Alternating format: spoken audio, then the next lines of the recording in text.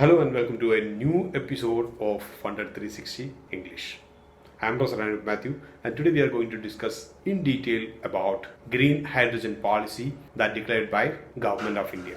Many of us have a lot of misunderstandings about the green hydrogen policy as well as its implications on business domain. I have seen a couple of videos that they are giving numerous companies names that even create gas that even uses hydrogen for their various processes. But unfortunately, the main beneficiaries cannot be concluded in that way. So in this discussion, we are going to discuss about what is green hydrogen, and in green hydrogen policy, what the government of India is proposing to their manufacturers and which will are the tentative companies which will be benefited out of this. Keep watching.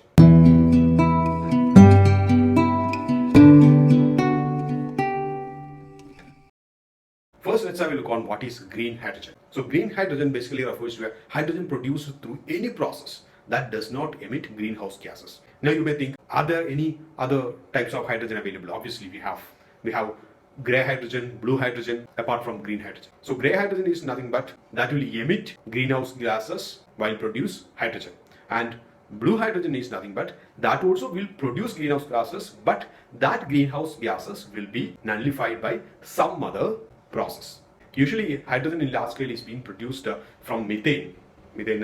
Those who are familiar with chemistry during your 12th standard, that's methane is CH4. That means one carbon atom and four hydrogen atom. So by using some thermochemical reactions like a steam methane reforming, we can separate hydrogen from methane. But unfortunately, since methane contains carbon, that emit carbon dioxide also as a byproduct. So we are not considering this process. That means deriving hydrogen from methane is not a green hydrogen manufacturing process. Now you may think how we can produce green hydrogen. Two viable options you can consider. One is electrolysis process. That means passing electricity through electrodes through water. We know that water is H2O, two hydrogen atoms and one oxygen atom. So by using electrolysis process, these atoms will be separated and hydrogen as well as oxygen will be liberated. This hydrogen will be collected. Unfortunately, this needs a lot of electricity. So if you generate electricity by using thermal plants, already that thermal plants will emit greenhouse gases at that location.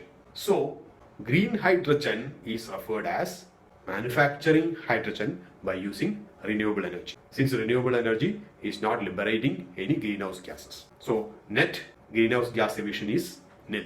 So it's called as green hydrogen. Now let's have a look on what is green hydrogen policy that laid down by the government of India. The first point is any green hydrogen manufacturer, if he wants, he can install and commission a renewable plant as a single window straight through process. There will not be any legal tussles or regulatory issues going to face. It's easy to set up. Moreover, any green hydrogen manufacturer can bank any surplus power with the utility for 30 days free of cost. So that makes the overall cost lesser. Another point is if a green hydrogen manufacturer wishes to buy renewable energy from a third party like Tata Power or BSES or any of these third party utility, then the permission for that will be granted within 15 days of application. It's a quick straight through process.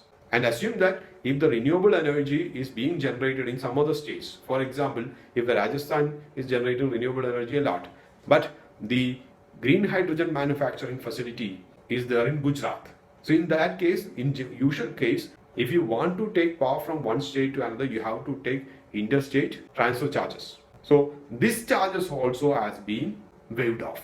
And this waiving off is not for a year or a couple of years. It's for 25 years. So with confidence, green hydrogen manufacturers can invest money for this. The same is applicable for purchasing power from power exchanges also, provided the power is green power or renewable energy.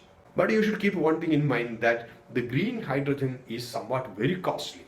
Very costly in the sense that's almost 3 times as that of the gray hydrogen that's produced from methane.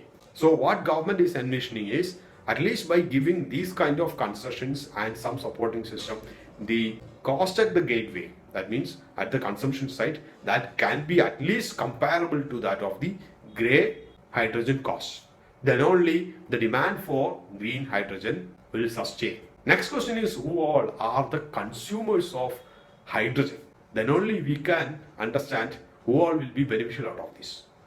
The main consumers of hydrogen are refineries, because majority of the refineries are using hydrogen for desulfication process. That means to take out sulfur from the diesel as well as from petrol, mainly from diesel. So they are consuming a lot of hydrogen for that.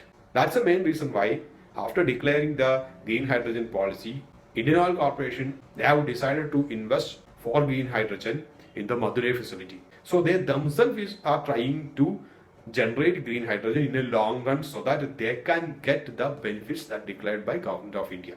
So we can expect that almost all the refineries, they will go for the green hydrogen source that declared by Government of India. But still, they have certain challenges like the electrolytes that uses for this electrolysis process are nowadays being imported. So its cost is very high. Its AMC, its maintenance and everything are very high. So unless and until government gives some PLI, production linked incentive scheme for manufacturing indigenous electrodes within India, it will be very difficult for the manufacturers to bring down the hydrogen cost, or that can pose some competition for grey hydrogen. Many people, they have a misconception that the hydrogen is going to propel automobiles. It's true, it's a fact. But unfortunately, you should keep it in mind that the hydrogen policy is not primarily meant to drive the automotive business. Many of the people have that misconception, mainly because of the fact that even Hyundai, recently they launched their hydrogen variant. That's a fuel cell variant. I hope some of you at least know what is fuel cell. It's very simple. That means here what we are saying is, you give electricity. By using electricity, water will be separated as hydrogen and oxygen, since that's H2O. Just the reverse of that. If you combine hydrogen and oxygen inside a fuel cell, the reverse should take place, right? That means that process should liberate electricity. By using that electricity, a vehicle can run. That is fuel cell automobiles. But unfortunately, this policy is not giving much thrust for that. So right now we can keep it aside. We need not focus on the companies that is working on that. Then who all will be beneficial out of this? One thing is obviously the refineries, who all are aggressively trying to invest in green hydrogen plants. Second thing is about the companies like Adani Group. Already they have made some MOU with Ballard Canada to set up hydrogen as well as hydrogen fuel cells. And obviously Reliance Industries. They had rigorous plans to come out with hydrogen, just like they have revealed that in 2020 AGM itself. And last day we heard about Vedanta also. They are aggressively coming out for their smelting plants for the hydrogen. That's everything is they are trying to convert that as a green hydrogen. So apart from these front runners, I don't think any of the companies will be directly benefited out of that. Moreover, the total revenue contribution for this particular company in the name of green hydrogen, that also we have to wait and watch. So as a bottom line, as an investor, you need not specifically invest on any companies in the name of green hydrogen. If in future any of the companies, they aggressively come up with certain well-laid plans, then only you need to invest into it. Till then, let your investment plans go as conventional. That's all for now. Signing off, Anup Mathew.